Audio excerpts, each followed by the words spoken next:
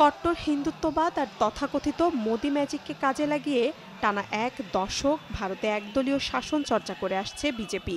তবে 18তম লোকসভা নির্বাচনের ফল বলছে এবারে একক সংখ্যাগরিষ্ঠতা হারাতে যাচ্ছে মোদির দল। টানা তৃতীয়বারের মতো ভারত শাসনের ভার মোদির হাতে থাকলেও সরকার গঠনে হাত মেলাতে হবে জোটের শরিকদের সাথে, যাতে বিজেপির ভরসা চন্দ্রবাবু নাইডুর তেলুগু দেশম ও নীতিশ কুমারের জেডিইউ।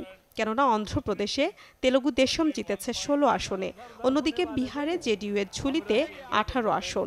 জোটসঙ্গীদের নিয়ে তাই সরকার গঠনে মরিয়া বিজেপি শিবির। চলছে দফায় দফায় ফোন আলাপ ও আলোচনা।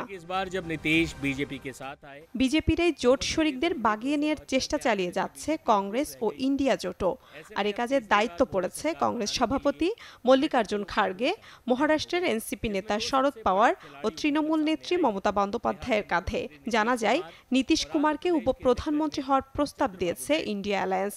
বলা হচ্ছে, বিজেপির চেয়ে কংগ্রেসের কাছ থেকে বেশি সুযোগ সুবিধার নিশ্চয়তা পেলে ভোল পাল্টাতে পারেন প্রবীণ দুই রাজনীতিবিদ। কেননা ঘন ঘন সঙ্গী বদলের অভ্যাস তাদের বেশ পুরনো।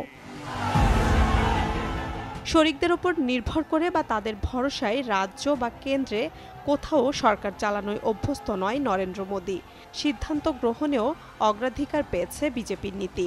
জোট সরকারের নতুন এই সমীকরণের সাথে তাই কতটা খাপ খাওয়াতে পারবেন মোদী, তা নিয়েও দেখা দিয়েছে সংশয়।